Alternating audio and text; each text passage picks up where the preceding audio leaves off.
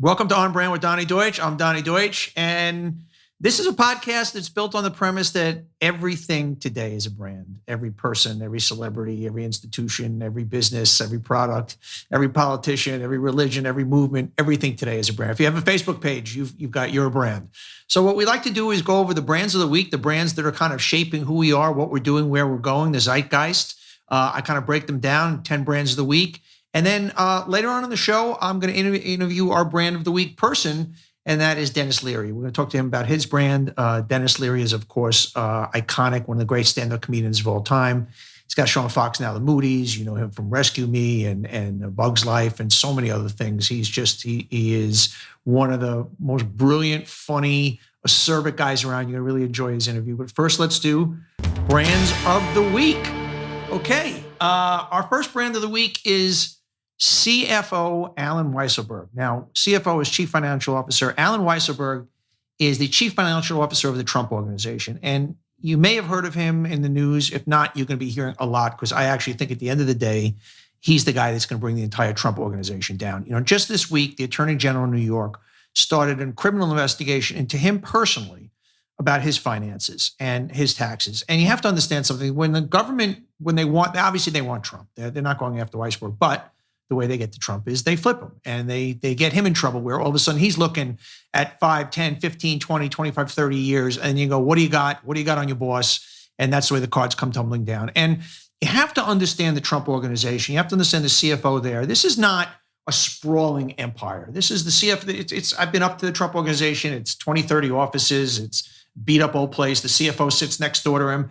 And this CFO, Weisselberg, has signed every check for Donald Trump in the last 30 years. There's not a dollar that comes in and out of that place without Weisselberg knowing about it. And I've said this all along, the Trump Organization, I believe, is a criminal enterprise. It's going to go down for a philanthropy fraud, for tax fraud, for insurance fraud, and Weisselberg will be the guy. He's the guy. Picture the little nerdy accountant with the green visor on who knows where every dollar is buried and where every body is buried. They're going after him now, which means obviously they're going to take down Trump. So remember Allen Weisselberg. He will be the guy. He will be the name. He will be the brand that is the kind of the smoking bullet, if you will, that's going to take down Trump and the entire Trump Organization. So I don't know if it's a brand up or a brand down for me, who's a big anti-Trumper. It's a brand up because they're going after Weisselberg. So I love it, and that's to be continued. A big brand down for Twitter. Twitter obviously got a big brand up when they took Trump off their platform, as did Facebook and other social media. And they're saying that they're scrutinizing any kind of hate tweets that they're making sure they're getting. Well, the last week, starting with the Israeli-Palestinian confrontation, and obviously we want peace, but there were 17,000 tweets on there that said something along the line of Hitler was right. I want to say that again. The Anti-Defamation League found out 17,000 tweets actually existed. They weren't taken down. That hashtag Hitler was right. I mean, what the fuck, Twitter? Come on, man. I mean, there's anti-Semitism is on the rise in this country. It's 490% up anti-Semitic crimes. And obviously, I empathize with the Israeli Jews. I empathize with the Palestinians. But a net out of this has been a tremendous rise of anti-Semitism. And Twitter, you got to do a better job. I'm sorry, 17,000 hashtags of Hitler was right is 17,000 too many. So big brand down for Twitter. And that's going to take me into our next probably big brand down of the week, Marjorie Taylor Greene. Marjorie Taylor Greene, are you fucking kidding me? This is what she said. I'm going to read a quote from her. And this is, and she defended it also. Marjorie Taylor Greene talking about that Nancy Pelosi came out and said that basically everybody in Congress still needs to wear a mask, even though masks on the outside, there's not a mandate, to play it extra safe. And this is what she had the balls, the grotesqueness to say. We can look back in time in history where people were told to wear a gold star, and they definitely treated like second-class citizens, so much that they were put in trains and taken to gas chambers in Nazi Germany. And this is exactly the type of abuse that Nancy Pelosi is talking about. Are you fucking kidding me? You have the audacity, you have the hate to compare Nancy Pelosi telling people they should wear masks when Jews had gold stars put on them, and there was a signature for them before they were taken off to concentration camp and enslaved. 6 million Jews dead. Who the fuck do you think you are to say that? And then she doubled down on it. So Marjorie Taylor Greene, shame on you. And in overall, the Holocaust gets brought into a lot of discussions. Let's just remember what the Holocaust was a genocide, a slaughter of 6 million Jews. So when you compare something to it, make sure you have kind of the right tone and the right reference point. So shame on you, Marjorie Taylor Greene. Big brand down. Could be my brand down for the year. Next up, a little lighter note. 50 is the new 30.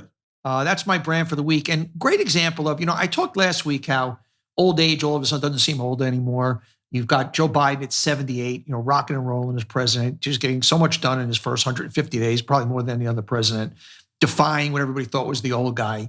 And the past week, we had two 50-somethings feeling very 30-ish, if you will. We had Phil Mickelson winning the PGA, the beloved Phil Mickelson at 51, oldest golfer ever to win a major tourney. So, you got to give it to him. And also Bob Dylan, 80. Touring, still the world, 100 shows a year. Bob Dylan, way to go. Touring at 80, 100 shows a year. And Naomi Campbell at 50, having a baby.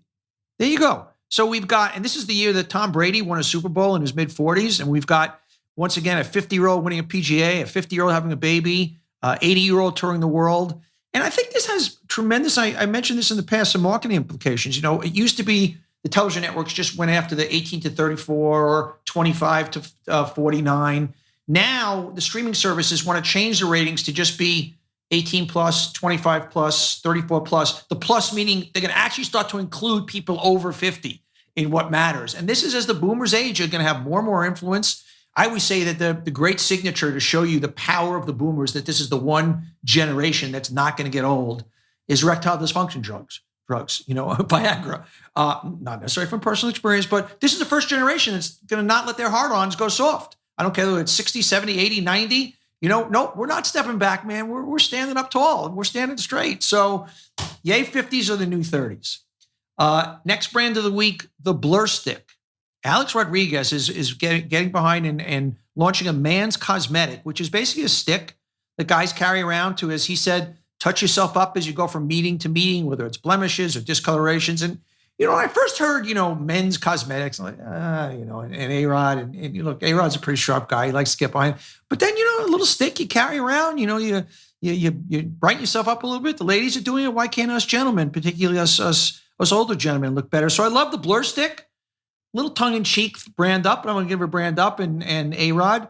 You got to give it to A-Rod also. The guy, look, he was a cheater in baseball, and that he's always going to be an asterisk. But he's buying a basketball team. He's done a ton of real estate.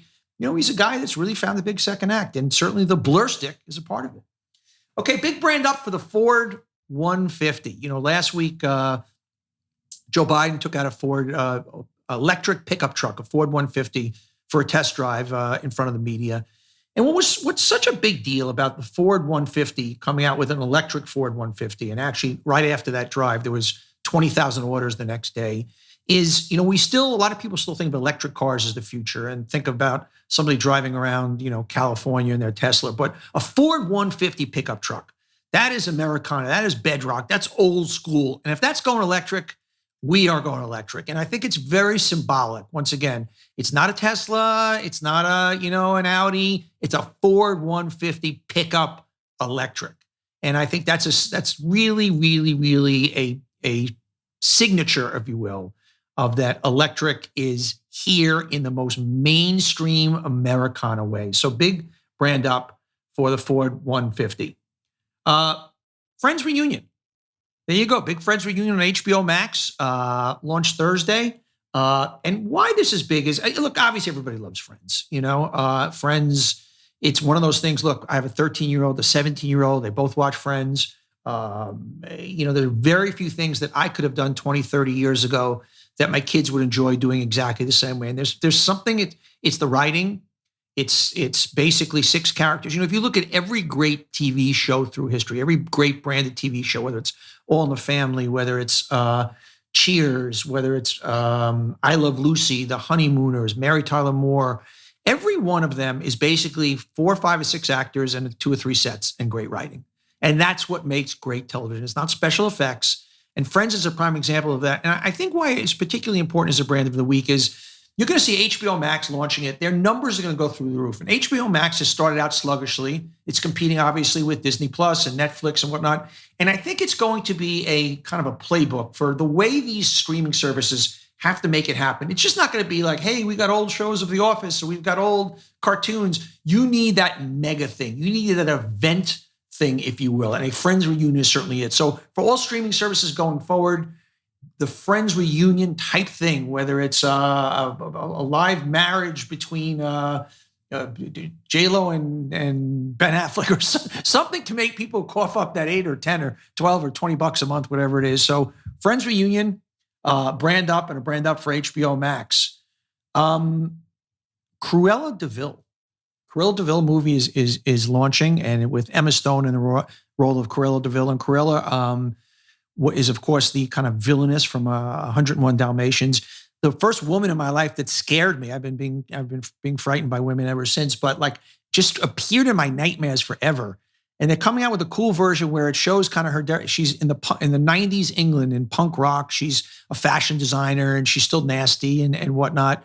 But this is the first movie that's having a big premiere. That I think that it's going to be a big movie opening. This one is the turning point where people are going back to the movies. I think it's going to be the first tentpole movie that, as I said, they're having the big opening. Not as big as usual, but still it's an opening. And I think it's going to do a big theater run also. It's the first one back. So big brand up to Cruella de VIL, because you have frightened me my whole life, and kind of a signature turning point in the movies. One more, and I just actually a couple more. The Trump megaphone, brand down. Now, the Trump megaphone has been Trump's voice out there. That has always been big. And we keep talking in the news about how he still controls the Republican Party, and 75% of the party follows him, which still makes that only 30% of the population.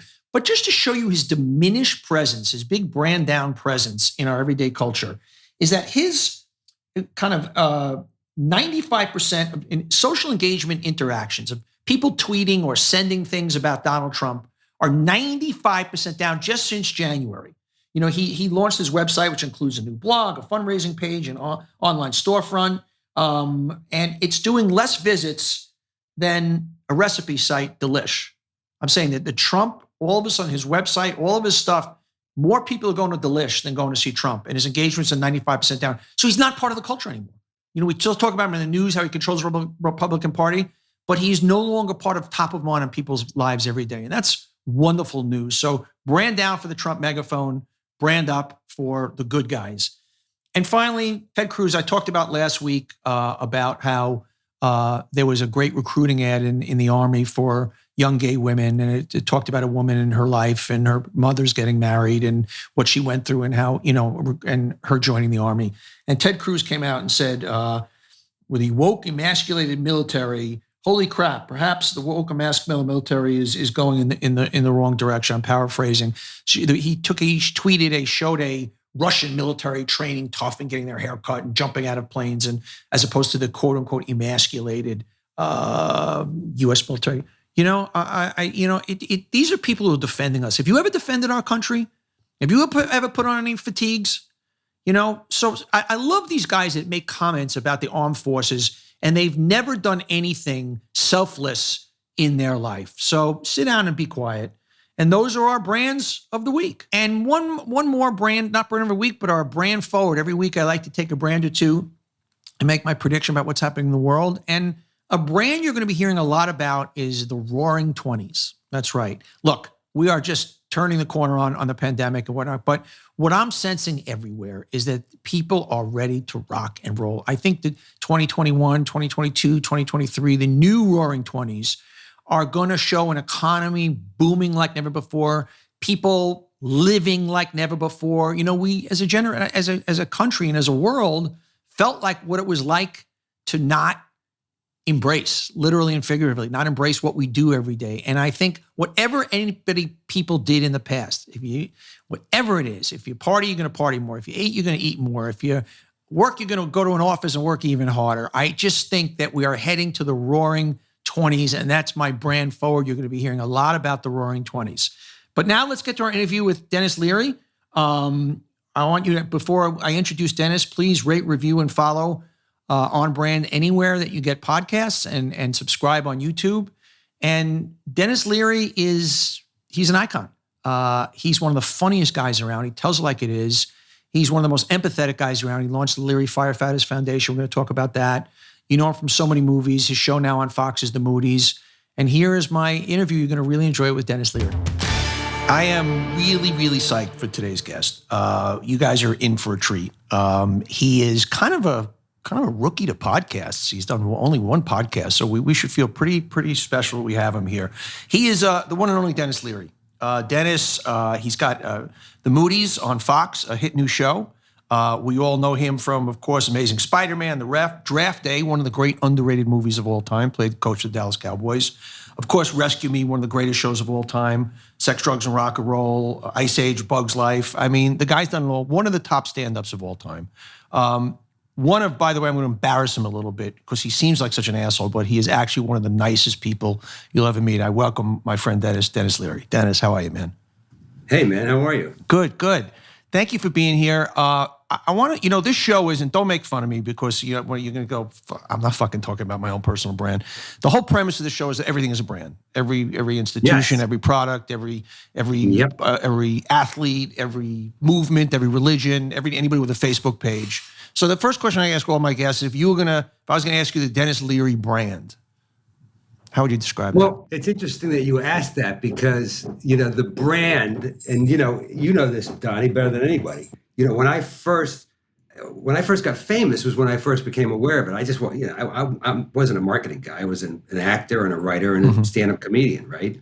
And then as soon as you get famous, and I formed a production company through some good advice from more experienced, famous people that I was meeting. Then I started to hear about brand, and I was like, oh, brand, right? Of course, everybody has a brand, right? And so, right from the beginning, they were saying, well, your brand is edgy, dark, comedy, right? So you have to embrace it because that's what it is what you are, and it happens to be what I like for the most part, in terms of movies or television. That's kind of the stuff I like. So that also is how you get your deals, right? Once you form a production company and you're considered edgy and dark, they want to see edgy and dark stuff from you. That's why they're hiring you, which is fine. It's kind of served me well my entire career. Listen, I make jokes about this, as you know this. Fame doesn't really mean anything, right? Because if you think about the people whose fame has lasted, right? And you and I both know a lot of famous people and from all lines of show business, right? Most people, my kids thought Paul Newman was a chef, right? Oh yeah, my kids don't know who Tom Cruise is. Right. My kids have no idea who John Wayne is or was. But what my kids do know is they know The Godfather, right? That has lasting power. They know Marilyn Monroe. They know Frank Sinatra. They know the Beatles. The thing that travels the most through time in terms of being famous is if you're an amazing political figure or an amazing evil figure, or you have a fucking great song that lasts forever. So my kids know who Tony Bennett is. So I always say, like, the one thing that's going to outlive me is when I'm done. I know it's coming. The asshole song will still be there. So the asshole song. If I do a live concert, if I don't sing the asshole song, I do a live concert every fall for the Cam Neely Foundation up in Boston at TD Garden. 1 year out of the last 25, 1 year we didn't play the asshole song. The audience went nuts. So I realized when I'm dead and gone, the people are going to remember, yeah, he liked Firefighters and the asshole song. That's it. And that's my brand. And your voice in Ice Age. Exactly. The stuff that lives. It's interesting you mentioned like Marilyn Monroe and Sinatra, and one of the reasons they live so long is like they're almost more a concept than actually their talent. The average person has not seen a Marilyn Monroe movie, couldn't even name a Marilyn Monroe movie. Forget young kids, even our contemporaries. I mean, some like it hot and then name a second one. Or gentlemen prefer blondes, and after that you kind of lose. But they stand for something bigger than their actual talent. And it's really, like Marilyn as a brand is just the ultimate babylicious sex, it's such an overused term, but she was the original and the all-time sex symbol of all time. Sinatra was just all-time cool, Rat Pack, and we don't have guys like Sinatra anymore. So it's like the concept. And the only other two I put in that category are Muhammad Ali and JFK. that are larger than what they were. Muhammad Ali is a great example, right? Great example, because most kids, they know Muhammad Ali in a different way. Like my kids' generation, yeah, they knew he was a fighter, but they really knew that he was involved in the fight against Parkinson's, right? And that he was this presence. That's what they knew him for. They knew him, like you said, more like Marilyn Monroe. He represented this peaceful guy who was involved with Parkinson's. That's how my kids were more aware of him for lighting the torch at the Olympics when they were kids than they were of his fighting career, you know? But what's interesting is the great brands, though, although they evolve, they still stand for a core thing. If you think about Ali, at the end of the day, he was courage. So he was courage when he came out against the war. He was courage in the ring. He was courage fighting Parkinson's. So, you know, there's an interesting thing that, although, look, our dear friend, the way we know each other, is Mike Fox, and we're both involved with the foundation, and Mike's brand has evolved. He was on the show a couple of weeks ago, and that he was Marty McFly. He will always be Marty McFly. That's another one of those kind of characters that lives through the generations. But his brand now is about optimism and beating Parkinson's in the face of Parkinson's. And yet what's interesting, he highlighted that all of his characters and why he's so good for Parkinson's, he was always the can-do guy. You know, I mean, if you go back to his characters, so even his characters have evolved into the biggest character of his life that he's playing in you know, the face of Parkinson's. So it's interesting. But, you know, it's the other thing about Mike, you know, when people think of Michael J. Fox, now they think of him in the battle against Parkinson's and his foundation probably. But in the same breath, they think of him as Marty McFly. And it's interesting what you just said, because Mike is such a great comic actor. I don't have to tell you that or the world, right? But people don't understand that it's so innate in his timing and everything from his DNA, but also from his environment. Like Mike's a little guy, right? And I don't know if you've ever played hockey against Mike or I'm a Jewish guy. We don't fucking play hockey. Yeah, you know. Well, there's plenty of Jewish hockey players now. You missed the boat on that. But I'm a 5'10" basketball player from Queens. Okay, that's right. That's my sports career. You understand the feeling with Mike then, because he was a tiny little guy who had a lot of fight in him. Like, first of all, he was, you know, before you know, his Parkinson's advanced, you know, he was fast and quick. He was like a water buck on the ice, right? Yeah, Plus, I imagine. Mike is a tough little guy. That's what people understand about his fight against Parkinson's. He never gives up, but that's part of Mike. He was always the little guy, even when he was growing up. So he felt like he had to make himself tougher. Like, you may knock me down, but I get right back up. So that is a part of, that's him, and it's a part of that character, Marty McFly, right? Marty McFly never gives up. Yeah. And it's so innate to Michael that, like his most recent book, which is about mortality, but it's really, first of all, it's beautifully written. Oh, I think it's a masterpiece. I think it's the best book he's written so far. Yeah. But it's also like Mike's other books. It's like, it's unfucking believably funny. And this is a guy who's dealing with, you know, a horrible disease, and he's dealing with it. The world knows about it. The world knows about his troubles. If you read the book, half the time you're laughing your ass off because he's describing his battle against this disease, and Mike always finds the bright side of his struggle, you know? Yeah. Well, he's really fun. Dude, I got to tell you, he's one of those guys, like, there's a light around him. There's a light around him. There really is. Every time I get fucking, you know, I'm so pissed about some stupid little thing. You know, I'm pissed about because this thing didn't go the right way or whatever. I have to remind myself, like, fuck, dude, you know, Mike Fox. Yeah. All right. Yeah. And he does a different math where every time he's upset or gets down in his situation of his physical, he's like, look at me, I have the greatest fucking wife in the world, I have the greatest kids in the world, I'm a big movie star, I've got this platform, you know. So the same math that you do, he's doing that. And that's the key to happiness, you know, you just be able to take inventory of the good shit. You know, I almost feel guilty when I'm down about something. And, you know, people will look at me, well, what are you ever down about? You know, you got a lot of money and blah, blah, blah, and you got great, you know. And no, they're not about the level of things that people who are really down and down. And you have to remind yourself about that. You have to remember our fucking problems are fucking jokes. We have healthy kids. We have financial security. We got loved ones around us. We got great friends. We get to do what we love. Like, that's a fucking 10. And if you let me tell you something. One of the reasons that the other one that I go to is my parents are, Irish immigrants. My parents came over by boat in 1950. Yeah, and you grew up 51, wealthy. Your right? mom was a housekeeper and your dad was an auto mechanic. So you were Yeah, very my privileged. dad was yeah. my dad was a musician. That's what he That's what his wanted heart to be, was. right? Yeah. Yeah, but he couldn't do that. He was very musically talented, but he couldn't make a living when he came to America. He came to America with 37 bucks in his pocket. That's what he had when he got off the boat in New York, right? Now that we've all heard versions of that story, but that's fucking true. Yeah. Think about that. My wife always reminds me of this moment. So my dad, he becomes an auto mechanic. He played in bands on the weekend. My mother was a maid. And then, my dad, he worked for the gas company up in Massachusetts. And, he raised these kids. We didn't know that we didn't really have that much money, because we thought we were fine, right? But my dad he bought this ranch house that my mom still lives in. My dad died pretty young. They bought this tiny little ranch house. We used to live in a 3-decker, and he bought this tiny little ranch house with a backyard, right? And that was a big thing because we grew up basically in downtown Worcester, Mass, right? But when the huge metropolis, the metropolis of Worcester, Mass, downtown, right? Okay, right. Yeah, right. So he used to say that. He said it to my wife when he first met my wife before we got married, and he said this all the time when we were growing up. He said, he goes, I look at this country and I look at what I got out of it, and I think of myself as the richest man in the world. And it's funny because I probably make, in the course of a year, what my father made in his entire life wouldn't even come close to that, right?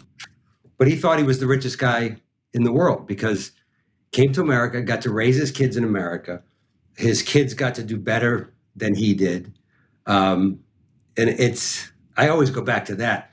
You got to think about this. This is a guy who grew up on a farm in Ireland, came to America, all that stuff.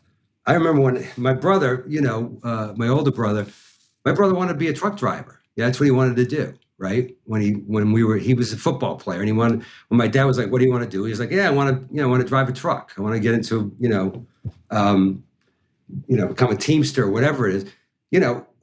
That was you in my neighborhood. It was like you were either a firefighter, or a cop, or through sports you got a scholarship to go to college. Mm-hmm. That's really the only way you go to college. My parents didn't have money for that. Yeah, sure. So when I turned to my dad, because I did a couple plays in high school, and he said, "What do you want to do?" And I said, "I think I want to be an actor." My normal response would be, "What are you talking about?" Right. Instead, he was like, "Oh, wow! How would you do that? That's a good idea." So many people I met when I went to college and when I, started acting were like, my father flipped out when I said I wanted to become a your musician. dad, because he wanted to be a musician and he did what he had to do. You had a luxury he didn't have, and he wanted you to explore that. So that, you brought up the country. I want to drift into kind of brand USA. We're coming off a fucking dark year. It doesn't get any darker. Obviously the pandemic, fucking insurrection. That actually happened, by the way. Like it's easy to kind of put that in a box. That fucking happened. A bunch of maggots climbing on the Capitol. I was in Canada when that happened. So, we went to work the next day, and the people, they're the nicest people in the world, but we're working on a Canadian set. And the crew members are like, what the hell's going on in your country? Yeah. Like, what is going on? And how do you answer that question? But what is important, I always say to people, I'll always turn on Fox because it's a different echo chamber, and there's some bad dudes out there. Did you see Tucker Carlson the other night, a couple of weeks ago, basically talking about replacement theory? Yeah, I saw that, but also I saw last night his thing about his thing. I shouldn't say last night. So his most recent thing that made me, I had to just laugh because he started his report on the Chauvin trial, the conviction, by saying the jury only convicted him because they were afraid.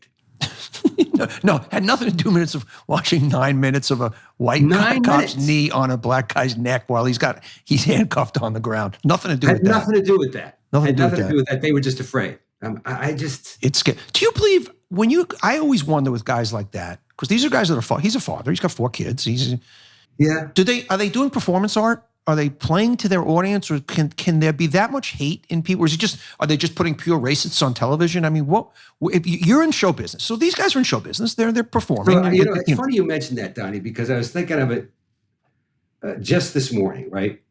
Because and again, I check in from time to time, but I don't watch those guys. Yeah. But there was something about Hannity, and so I'm like, that's right. I keep forgetting. In my mind, I'm so busy, and I think we've moved on, but I forget that Hannity still has his show. Tucker Carlson still has his show. So now listen, let me put it in two perspectives, and maybe you understand this, and maybe you don't. Right? Like Don Lemon, I'll pick him.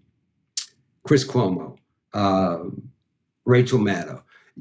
I can understand because those people start their shows with basically extended monologues about whatever the subject of the news story of the day is, right? Where it's their personal opinion and their feelings mixed in with the news story, right? And that's probably where their viewership comes from, for better or worse, whatever. So you can say what you want. Of course, people who disagree with them will say, well, they're doing the same thing that Tucker Carlson and Hannity are doing, which is they're not really doing journalism. They're just, expressing opinions. Having said that, when I watch Hannity, I'm just like, okay, that's an alternate universe to me. Tucker Carlson, completely alternate universe. And then I think, all right, they're doing 5 shows a week or 4 shows a week, right? Yeah, 5 shows a week. So at a certain level, we're in show business. They're in show business. Yeah. So at a certain level, is Tucker Carlson going to look at a news story and go, you know what I'm going to do tonight? I'm going to talk about how Derek Chauvin and justice was done.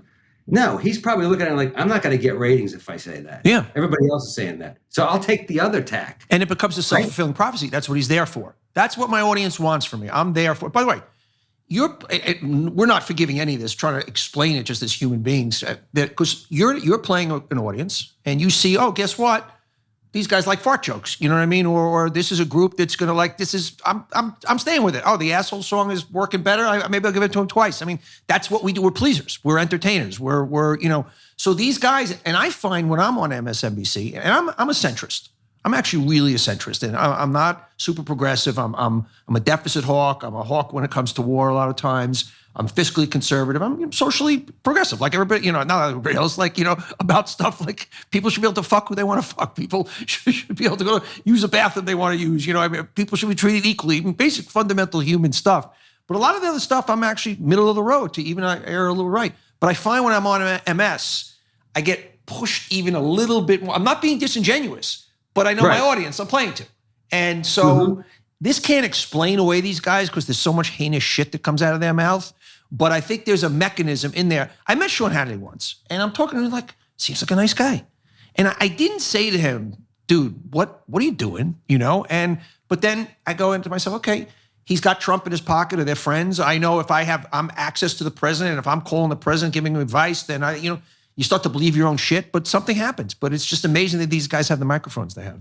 It's interesting. People have asked, I knew Trump as well as anybody could know him before he was president. And he never had any real friends. He would call me a friend because he did my old TV show 3 times. I lived in his building. I did The Apprentice for 3 seasons. We went to the same charity dinner. So and everybody asked me, did you see this in him? And I had this conversation with Howard Stern once, and anybody that knows him says the same thing. No, we all thought he was in on the joke. He was not a guy you wanted to do business with. You knew he was kind of a slime ball. You knew but you thought he was kind of a lounge act. And there was this twinkle in his eye that you thought nobody saw that dark center. And I don't know if the dark center was there. It had to be there. But a little bit about what we're talking about performance art. That he's the ultimate marketer. So the first time he would throw out something, the raw meat that would get the attention, build a wall, or when he got onto the Bertha thing. As a marketer, now this means he has no soul, but as a marketer, he was like, this is what's working. He's purely a transactionalist. So I even think on some level he's a transactional racist, which makes it even worse than a pure racist. That he saw that was working, and that's what he morphed into. And so I don't know if the darkness was there, or the darkness is just a part of his transactional nature, and the dark clouds were something that were easy to play to. I think there's something to be said for, listen, all politicians to a certain extent, right? They're going to say these 5 things, and this one thing the audience goes crazy on. Oh, so I'm going to put that in the next speech, right? Yeah. So there is some truth to that for all politicians. In his case, I think it was all about, listen, I mean, here's the ultimate harbinger of it, right? Is that you and I probably knew, and a lot of other people, you knew as soon as he lost, when those numbers were looking bad for him, and then ultimately it was called against. He was never going to admit defeat because he can't. By the way, autocrats, they tell you ahead of time. Also, he told you. Yes. I mean, the election before, When he won, he was teeing it up in case he lost. Yeah, they show you what's coming. He would rather burn the house down than admit that, you know, he somehow lost or failed to stop the fire. That's just the way it is. So let's drift to two white guys talking about race, because that's what the world wants to fucking hear, right? Really, two old white guys talking about you as a younger white guy. This is when George W. Bush was president. You said this in one of your acts. You go, "White men have screwed this country up. I'd like a black female, everything all rolled into one." It's kind of what we got now, right? You know, we went to Obama, and now we've got Kamala Harris, and we've got Biden. First of all, how you post-trial? You know, it's a crazy time. If I say to you right now, and it's interesting, you also have one of your funniest lines of all time about racism. You go, "Racism isn't born, folks, it's taught. I have a 2-year-old son. You know what he hates? Naps." End of list. I mean, that, you know. You know, it's weird, man. That quote is from like a long time ago. Yeah, your kid was 2 years old. Years ago. Yeah, your kid was 2 years old. My son was 2 years old, right? So it's almost 30 years ago. And I'm like, I can't believe that, you know, I know it's stupid to think this, but I can't believe that it's actually a viable quote 30 years later. Yeah. But, you know, listen, I've been married, God, I don't even know how long now. 1989. 1989. So, I did my homework. People wonder, they ask you all the time, like, you know, that's 30 years, my friend. That's 30 fucking years. Yeah, I know. I'm going to ask you about that in a second. Mike and Tracy get the same question. Like, how do you make a marriage last that long? I'll tell you one of the ways that you make it last that long. 2 years ago, my wife and I went to Spain for the first time, and we on a vacation, and we only had like literally one night in Madrid, and then we were going up north to visit these friends of ours, right? So we'd never been to Madrid before. We land in Madrid. We're hungover, you know, jet lagged. We're walking down the street, and you know, we're loving it. We go to this museum and she goes, "You know what we should do? We're not going to see Madrid, but what we should do is come back next summer, you know, for our 30th anniversary." And I'm like, "That is a great idea, fantastic." And now we walk a couple of blocks, and I'm bad at math, but I'm tired. I'm like thinking in my head, and before I can say it, I look at her, and she's thinking the same thing. She goes, "Oh my God, this is our 30th wedding anniversary." So the key to marriage is actually Alzheimer's. We had no idea it had been that long, right? So, but my point is, I've lived with this woman, you know, for the bulk of my life, and you know, we've raised these kids. My mother, who is a moral compass and one of the funniest and smartest women, you know, who only went to, you know, like she didn't even finish high school before, you know, before she had to go to work. All these strong women I have in my life, and I look at this country and I go like, are you kidding me? Right? We still end up with, you know, the old white guys. These are the choices we have. We need a woman to run this country. Mm-hmm. We need a woman who's, of course, smarter than a guy would ever be, because they are, yes, and you know, and has a female point of view. That, you know, at this point in democracy, that's what we really need. I couldn't agree. You know, I've written a couple of books. One of my chapters in the book is called The Female Superiority Doctrine. My company, Deutsch, was married. It was all women. 9 of my top 11, you know, partners were women. They're superior to men, because I found in business, every time I have an alpha male, I'm dealing with how big their paycheck is, how big their dick is, how big their office is. We're a woman. Let me do the fucking job. Let's do it together. And give me a man and a woman of the same kind of brain, same toolbox. I will take the woman every fucking time. Yeah, it's really true. And it's also, it's astonishing that a country this big with a guy, like I said, I like to think of Trump. By the way, you don't have to even, it's not my theory that Trump lives in the 50s in his mind. Right. Every time he quotes a movie, you know, Gone with the Wind, or his movie references, his pop culture, they're all from like 1950, you know, early 1960s. So to me, I'm like, those guys want to go backwards. And I just, you know, for me, I want a female president at this point to run the country. I mean, they literally cannot screw it up any worse than the men have so far, you know? And what do we do? You know, I'd love my mom to be the president of the country. Yeah, your mom, my mom would be president, vice president, would be a good combination. I know, right? So my hope on race is this, and I see it, my kids are younger than your kids. Your kids are like around 30 years old.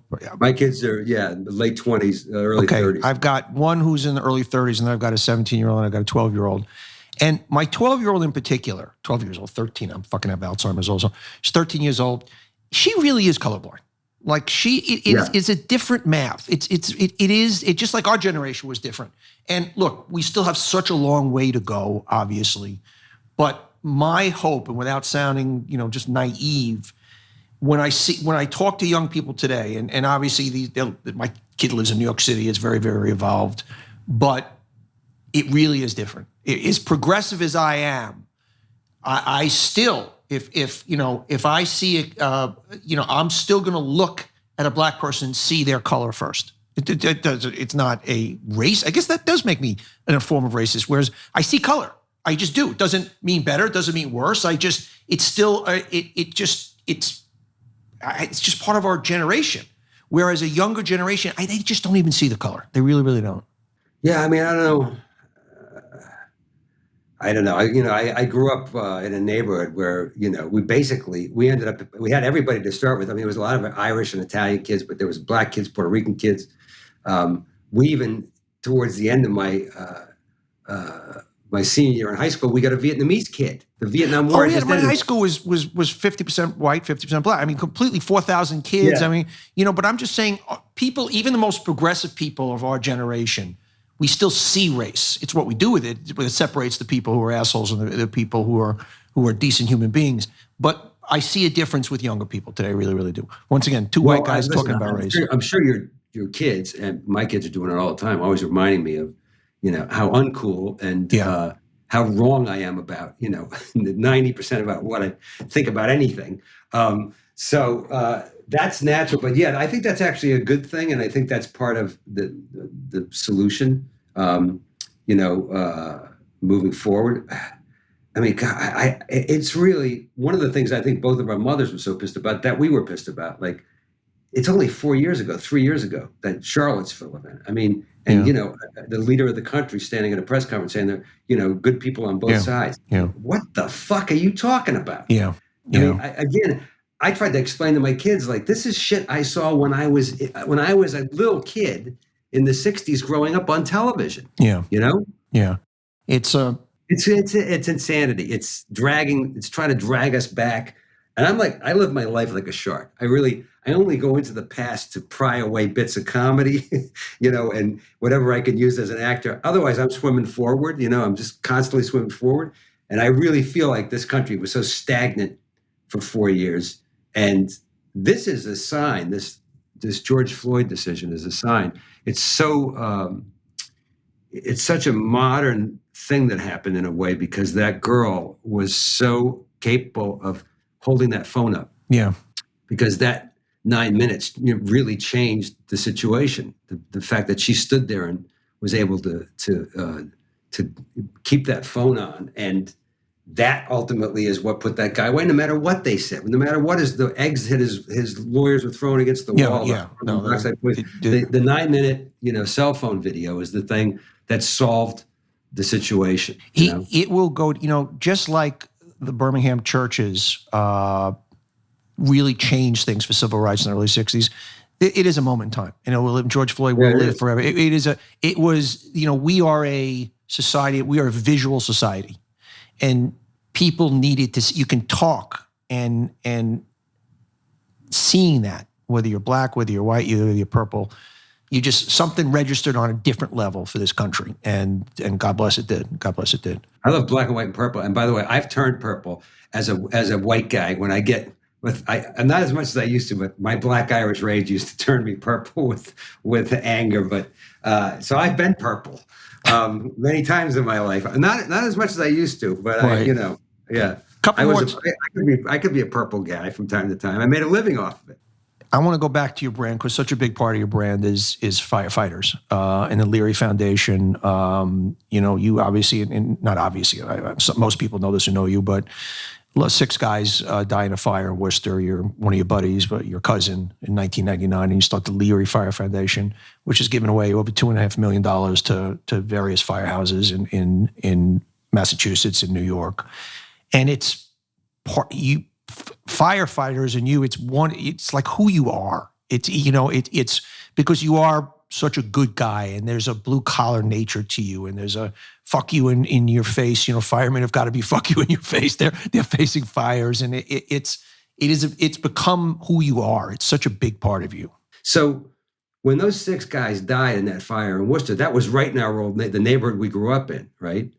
And when I went down the first night I went down with my brother, the building collapsed. It was sort of a miniature version of 9/11. The building collapsed and it took 2 weeks to dig out the remains of the bodies, right? Well, when I went down there was, like I said, 35, 40 guys that I grew up with and my brother grew up with that were in their bunker gear, who had survived, who were going to, be part of digging. So I felt a responsibility. So did my brother. Like, we got to help.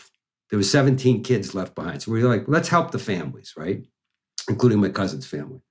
And then the department, my cousin Jerry was an adamant firefighter. His obituary read in the Boston Globe and the Worcester Telegram and Gazette, a firefighter's firefighter, which is the ultimate tribute. Because when he wasn't on the job, he was training probies. And when he wasn't training probies, he was in the honor guard. And when he wasn't in the honor guard, he was working with the scuba dive and rescue teams to train them. So his whole life was firefighting. And he was constantly saying how they didn't have money for training facilities. They were using abandoned buildings as training facilities. So I only started the foundation because I was going to build some training facilities in Worcester and help those families. And the guys I knew in New York, they were part of the FDNY guys who came up to look for the bodies in Worcester. And then when 9/11 happened, one of the first crews to come down that first night were the guys from the Worcester Fire Department.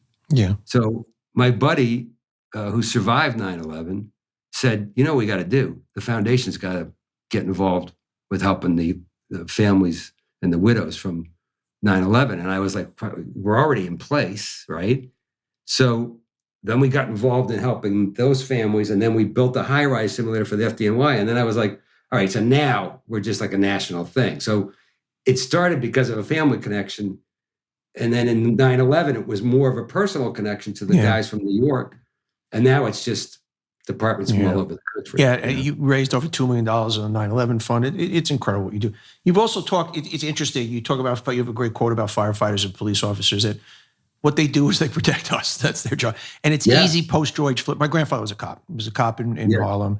And just like everything, look, there were spectacular actors and there's some jerky out. The overwhelming majority of cops are fucking great people. I mean, you think about what they do. They put their life on the line for no money.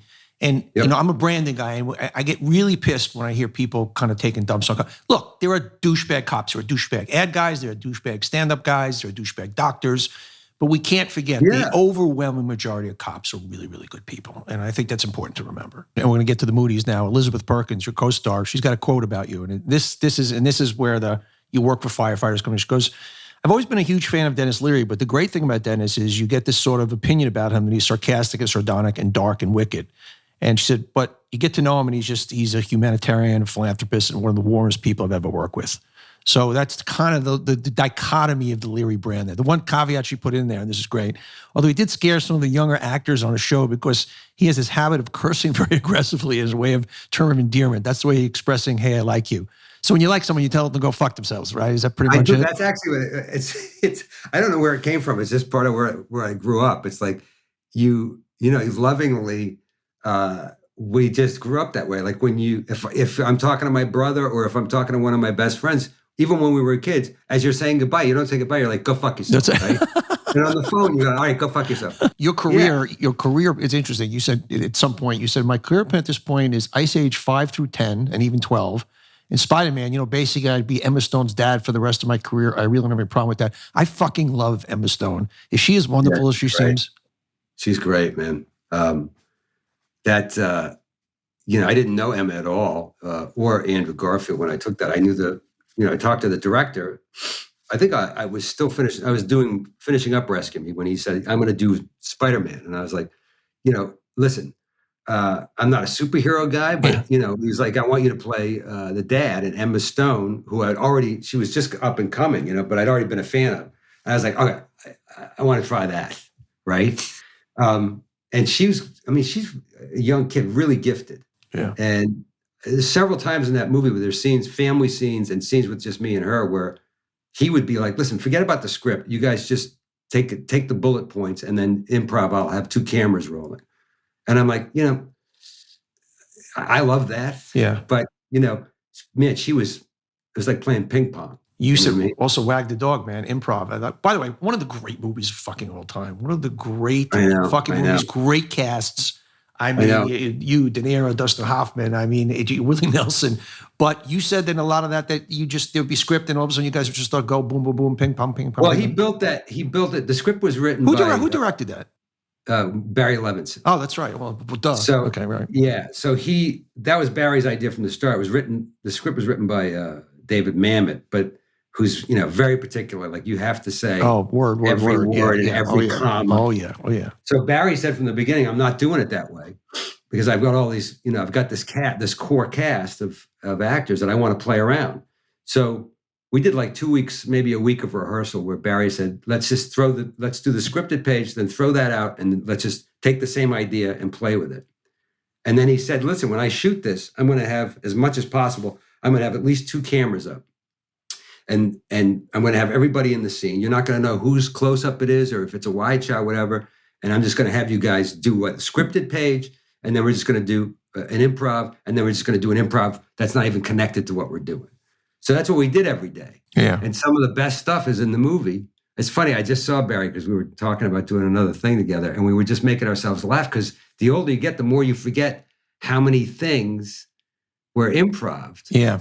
And I just remember this one thing. There's this great moment. There was so much improv going on. And I'm working with, monsters, forget about Willie Nelson. Yeah. That's crazy enough. But I'm working with DeNiro and Hoffman. These are 2 Hall of Famers. You know what I mean? Babe Ruth and Lou Gehrig, right? And sometimes you get nervous because you're like, first of all, we're all going to improv. Like you get nervous anyways because you're like, what the fuck's going to happen? It's like a game, right? Yeah. Like, can't wait for the fucking ball to get snapped, right? But we were halfway through the movie and this DeNiro did something, I can't remember what it was, but it was genius. And Levinson, he called cut and he goes, that's fucking great. I want to go back and let's just improvise with that idea in mind. All right, so Dustin sitting down reading a newspaper. He goes, so Dustin, Dennis and Bob are going to walk in. Bob's going to say that stuff. Dennis, you respond to that stuff. And then Dustin, you respond. And he goes, let's go. And within seconds, we're ready. And me and Bob walk out of the room. And I look at him and he's like, he's going to start it. So it's so exciting as an actor. Right? Yeah. But, you're a little nervous because you're like, okay, what the hell's going to happen? And they call action. And Bob and I walk in. And he's improv. I improv something. He improvs back. And then we look at Dustin, and he has a look of sheer panic on his face. And he goes, can we cut? I'm so nervous. and I was like, oh, my God. I nailed it in the Hall of Babe Ruth. Just swung and missed. But it was such an honest moment. Like, in other words, he was just like I was. Or, like he was nervous. And he said, I just panicked. I panicked. Let's go back and try it again. It was such a, and then the next take, he was genius, but it made me feel so comfortable because I was like, I was the new guy, I'm the guy that's supposed to get nervous, but he was just as nervous as I was, I'm telling you, man, watching those 2 guys, watching Dustin Hoffman and him sometimes, and you're in the scene and you're improvising and you're like, I can't fucking believe I'm from fucking downtown Worcester, Mass. Yeah. I'm improvising with Dustin Hoffman and Robert De Niro, and here's Willie Nelson. What the fuck is going on? Every successful person I've ever talked to, whether it's a CEO, whether it's an actor, whether it's a politician, they still have that ability to go, how the fuck did I get, holy shit, what, this is me, is waiting for someone to tap you on. Most people have a little sense of fraudulence that they're waiting for somebody to tap you on the shoulder and go, you out of here, I tell you, man, it's like, it's when I look back at my life, my dad, died before I got famous. My mother, I lives with my mother. My mother just can't believe some of the people that I get to meet, and she's gotten to meet some of them. But I'll tell you a funny story. It never goes away. The Red Sox win the 2013 championship, right? And then I get invited to the White House for the Red Sox celebration, spring of 2014. Oh wow.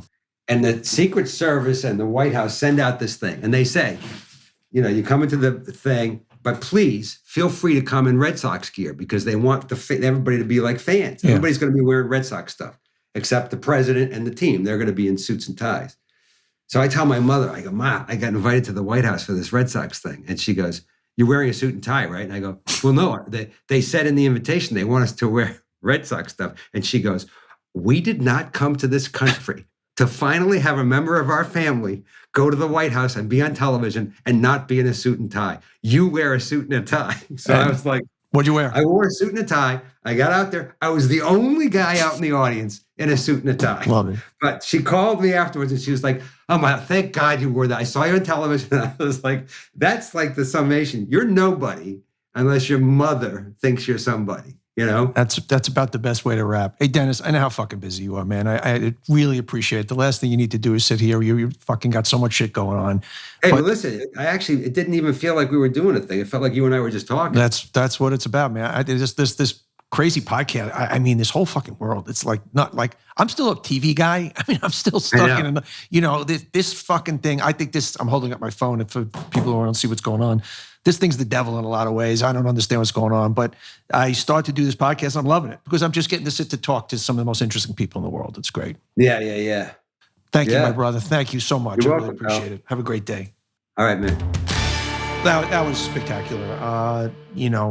Guys got so much to say with so much heart.